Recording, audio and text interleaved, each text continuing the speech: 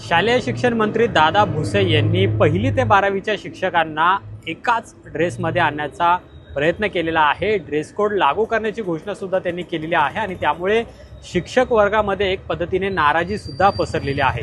पुण्यात आपल्यासोबत काही शिक्षक वर्ग आहेत, त्यांना नेमकं या शिक्षण मंत्र्यांच्या निर्णयाविरोधात काय वाटतंय?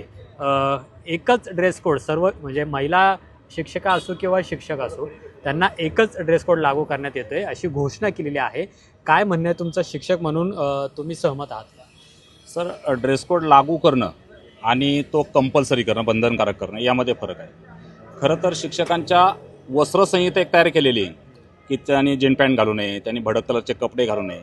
ही वस्त्रसंहिता तयार असताना देखील पुन्हा एकदा ड्रेस कोड करणं, बरं ड्रेस कोड त्या शाळेला अधिकार दिले। बऱ्याच वेळा आपण असं म्हणतो की मुलं अनुकरण करतात। मग एखादा शिक्षक जर 3-4 ड्रेसमध्ये रुबाबदार दिसत असेल आणि त्या मुलावर जर त्याचा प्रभाव पडणार असेल तर ते एवढं स्वातंत्र्य त्या शिक्षकाला असावं की आपण कुठला ड्रेस घालावा। परत साहेबांनी असं म्हटलेलं आहे की महिला स्त्री साडीमध्ये, खरं तर प्रत्येकाला काही आजारही असू शकतो वयोमानानुसार, त्याला कुठला ड्रेस सूट होईल याचाही थोडासा विचार व्हायला हवा होता। बरं, ड्रेस कोड करताना याचा विचार नाही केला की आपल्याकडे काही विनाअनुदानित शाळा आहेत, सरकार तर ड्रेस देणार नाही। मग विनाअनुदानित शाळेतल्या शिक्षकाला जर 5 आणि 6 हजार रुपये आमचा शिक्षक मुलांना शिकवत असेल तर त्याने एवढे ड्रेस विकत घ्यायचे का? स्पोर्ट्सचा वेगळा घ्या, रेग्युलर ड्रेस वेगळा घ्या। हे खरं तर शासनाने तत्त्व असं आणलं पाहिजे की आमच्यातली विषमता आधी दूर केली पाहिजे। पहिली विषमता काय आहे की विनाअनुदानाच्या मुलाला पुस्तकं मिळत नाही सरकारी, त्याला शालेय पोषण आहार मिळत नाही। ही विषमता दूर करूनच ठेवून कुठंतरी ड्रेस कोडमध्ये समता आणणं हे काय कुठंसं योग्य वाटत नाही। तुम्हाला काय वाटतं, योग्य आहे हा निर्णय?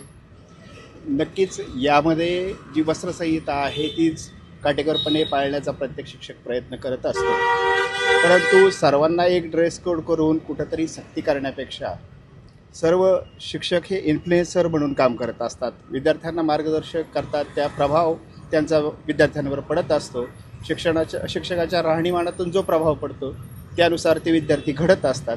त्यामुळं कोणतीही सक्ती न करता जे शिक्षक वस्त्रसंहिता पाळतायत त्या पद्धतीनेच राहावं असं मला वाटतं। आपल्यासोबत काही महिला शिक्षिका सुद्धा आहेत, तुम्हाला काय वाटतं एकाच पद्धतीचा ड्रेस कोड लागू करणं तेही शिक्षक आणि शिक्षकांना कितपत योग्य आहे? जसं माझ्या वरिष्ठ शिक्षकांनी आत्ता सांगितलं की जो ड्रेस कोड आहे, आचारसंहिता किंवा वस्त्रसंहिता जी लागू केलेली आहे अगोदर, तर ती घेणं योग्य आहे, पण एकच ड्रेस कोड सगळ्यांना लागू करणं हे अयोग्य वाटतं थोडंसं। तुम्हाला काय वाटतं?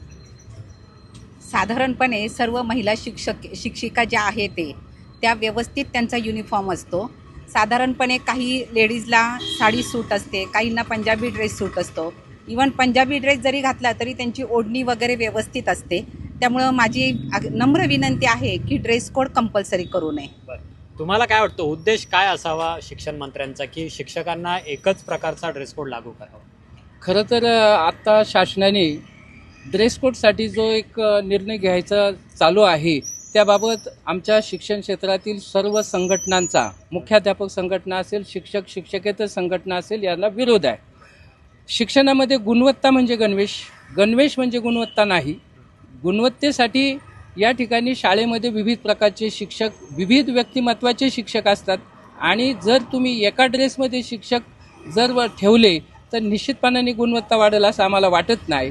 कलेचे शिक्षक आहेत, शारीरिक शिक्षक आहेत, PT टीचर आहेत की जे मैदानावरचे खेळ शिकवतात, विज्ञानाचे शिक्षक आहेत, समाजशास्त्र इतर विषयांचे जे शिक्षक आहेत, त्या ठिकाणी विविधता आहे आणि त्या विविधतेसाठी गणवेशाने म्हणजे गुणवत्ता वाढणार नाही। म्हणून माझं असं मत आहे की बाबा वेगवेगळ्या, आता आमचे कामते सर आहे त्यांचा गणवेश आहे, या ठिकाणी या गणवेशामध्ये ते सुंदर दिसतात। महिलांचा गणवेश, त्या गणवेशामध्ये त्या व्यवस्थितपणे शाळेमध्ये टापटीप स्वच्छता असावी, स्वच्छ गणवेश असावेत, याच्याशी आम्ही सहमत आहे, कारण ते आदर्श हा विद्यार्थिनी घेत असतात आणि म्हणून गणवेशाची सक्ती करू नये। मी राज्य मुख्याध्यापक, संयुक्त राज्य मुख्याध्यापक महामंडळाचा अध्यक्ष या नात्याने शासनाला विनंती करतो की गणवेशाबाबत कुठल्याही प्रकारचा असा आग्रह धरू नये आणि जास्तीत जास्त गुणवत्ता वाढीसाठी जे शैक्षणिक उपक्रम असतील त्याच्या योजना निश्चितपणाने शाळांमध्ये राबवाव्या, अशा प्रकारचं माझं स्पष्ट आणि मत आहे। असा निर्णय मागे घ्यावा सरकारने? नक्कीच मागे घ्यावा, कारण आपल्याला गुणवत्तेवर जास्त लक्ष द्यायचं आहे। कुठंतरी ड्रेस कोड समान करून आणि हे करून कुठंतरी गुणवत्ता वाढणार नाही। आपल्याला गुणवत्तेवर लक्ष देण्यासाठी आम्हाला शिक्षक द्या, आम्हाला शिकवण्यासाठी वेळ द्या, आमची इतर कामं करा, कमी करून आम्हाला तास घेण्यासाठी मुलांना शिकवण्यासाठी जास्त वेळ कसा देता येईल त्याचा विचार शासनाने जास्तीत जास्त करा. तुम्हाला काय वाटतं एकच ड्रेस कोड लागू करणं काय अडचण ठरू शकते महिला शिक्षकांसाठी? वस्त्रसंहितेच्या दृष्टिकोनातून जर पाहिलं तर महिला काही ग्रामीण भागातून येतात, काही शहरी भागातून येतात, काही गाडीवर येतात, काही वेगवेगळ्या वाहनांतून येत असतात. त्यामुळे त्यांना जे कम्फर्टेबल वाटतं त्या दृष्टिकोनातून त्या येत असतात. ग्रामीण भागातल्या महिलांना त्यांच्या बाबतीत प्रवास खूप असतो, त्यामुळे त्यांना जे सुटेबल होईल, परत विद्यार्थ्यांच्या समोर जाऊन शिकवायचं असतं त्यांना, त्यामुळे त्यांना जे योग्य वाटते तोच युनिफॉर्म किंवा त्यांना जे वाटतं तोच असावं असं मला या ठिकाणी वाटतं. तर हे सगळे शिक्षक आहेत आणि यांचे आपण हे सगळे ड्रेस कोड पाहतोय, जो नेहमी ते शाळेमध्ये जात असताना विद्यार्थ्यांच्या समोर हा ड्रेस कोड असतो. याला कुठेही आक्षेप खरं तर नाही आहे आणि कुणीही घेत नाही. तरीसुद्धा शिक्षण मंत्र्यांनी मात्र एकच ड्रेस हा लागू करण्याचा जो निर्णय घेतलेला आहे त्याला मात्र पुण्यातील या सर्व शिक्षकांचा विरोध आहे आणि हा निर्णय आहे तो सुद्धा लवकरात लवकर मागे घ्यावा आणि मूलभूत गरजा ज्या आहेत शालेय विद्यार्थ्यांच्या संदर्भातल्या असतील किंवा पोषण आहारासंदर्भातल्या असतील त्याच्यावर सरकारने भर द्यावा. यातला जो निधी आहे तो या गोष्टींसाठी वापर करावा अशी मागणी आहे ती शिक्षकांकडून केली जाते. पण हा जो नवा ड्रेस कोड लागू करण्याचा निर्णय आहे त्याला मात्र पुण्यातील शिक्षक, मुख्याध्यापक संघटना आणि शिक्षकेतर संघटना आहेत त्यांनी मात्र कडाडून विरोध केलेला आहे. कॅमेरामन योगेश केळापुरेसह अमोल धर्माधिकारी, लोकशाही मराठी, पुणे. लोकशाही मराठी ऐका, पहा, जागरूक रहा.